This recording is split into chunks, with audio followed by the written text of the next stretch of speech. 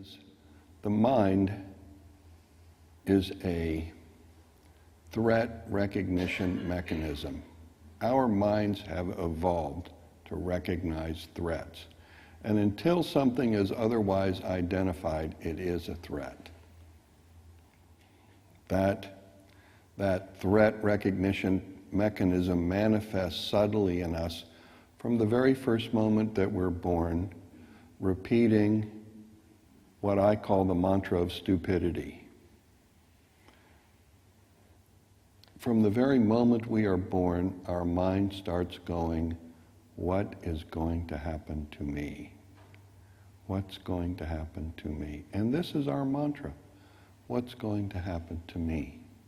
The issue is that while the mind can definitely recognize not threat in the present environment, how is it possible to prove that anything in the future is not a threat? It's not possible. And so we are always referencing the future and reinforcing endlessly the tensions and the patterns that we were born with, much of which was instilled in us by our parents who had it instilled into them by their parents ad infinitum to the beginning of time. And we live in this state of anxiety related to unresolvable threat. That's what our mind does. And most of us, especially as in this, in our modern society, most people are so stuck in their heads. We are told over and over again that we have problems and we need to figure it out. And we wander around in our brains with problems that don't really exist, that we have been, programmed to believe in, using, a threat recognition mechanism to try to resolve issues that are, first of all, imaginary, and second of all, because they're in the future, don't exist anyway. Will never exist.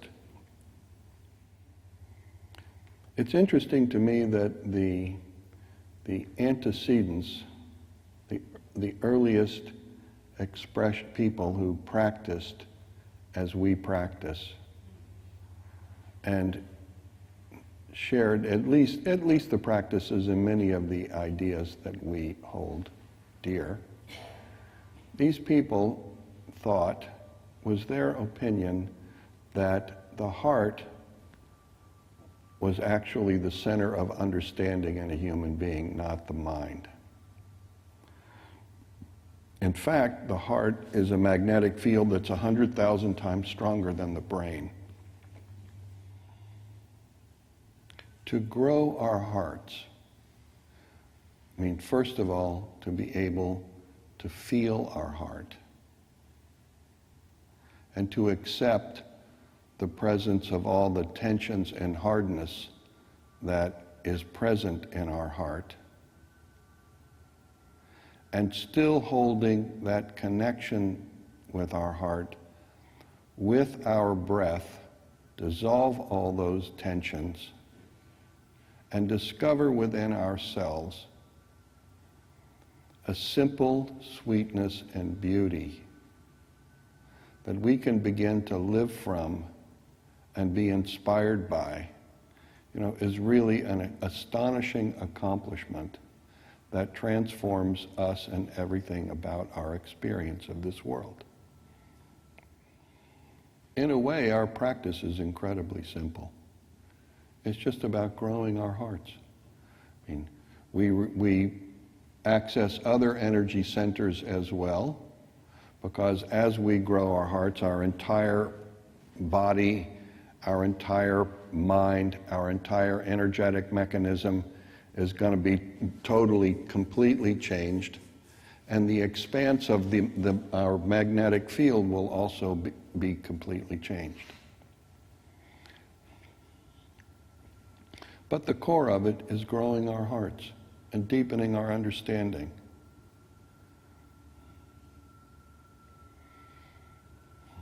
It is possible to live in this world and say yes, not no. All my students are always trying to get me to say no.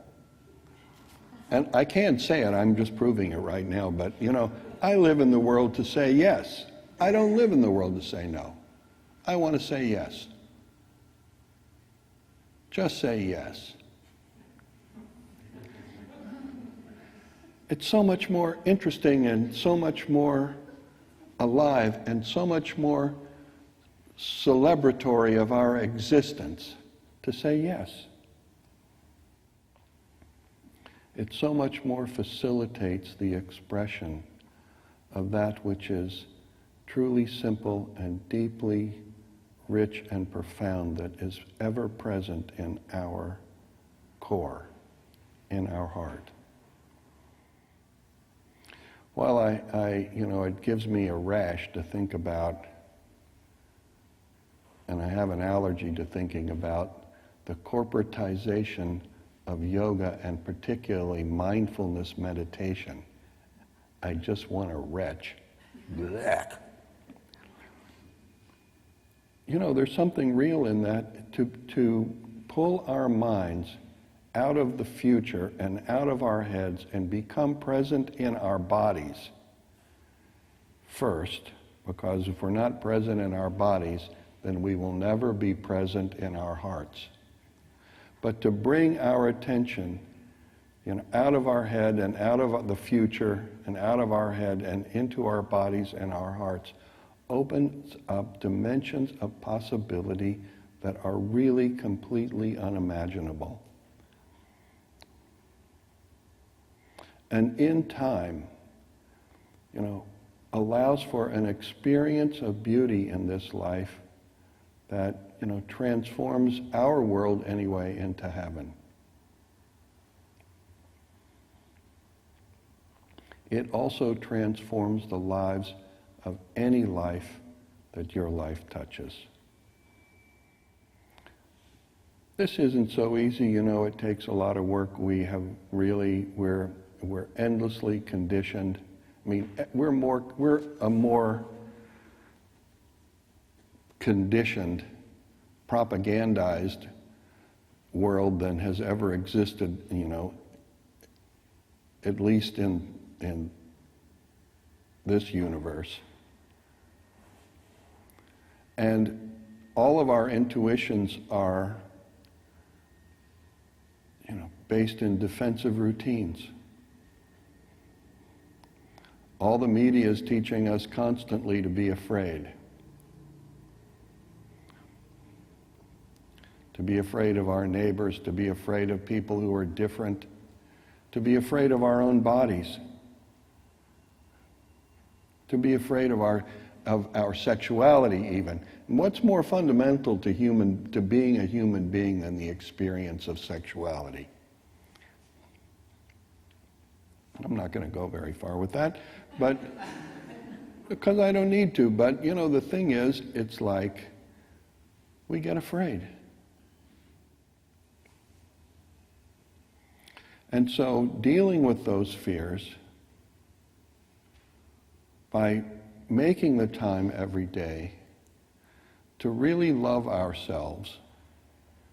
And we love ourselves not with affirmations or some kind of, therapeutic model. We love ourselves by opening our hearts and making contact with the love that is inside us. And that's what spiritual practice is. It's having the value for yourself and setting aside the time and making the effort to reach through the tensions and really connect to your truest, purest, finest self, which is unimaginably beautiful and in itself an unimaginable possibility. So when I said last week that opening our hearts was the only thing you had to do, I was completely serious.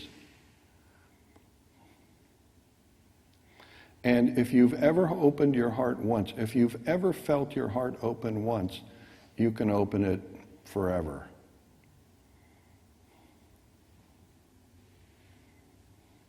But it takes practice. And it's the only work I have ever done in my life that I feel like I got more out of, I keep getting more out of than I have to put into it.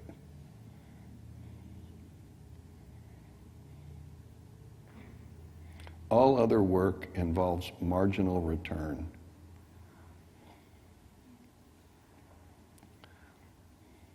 This work just keeps getting bigger.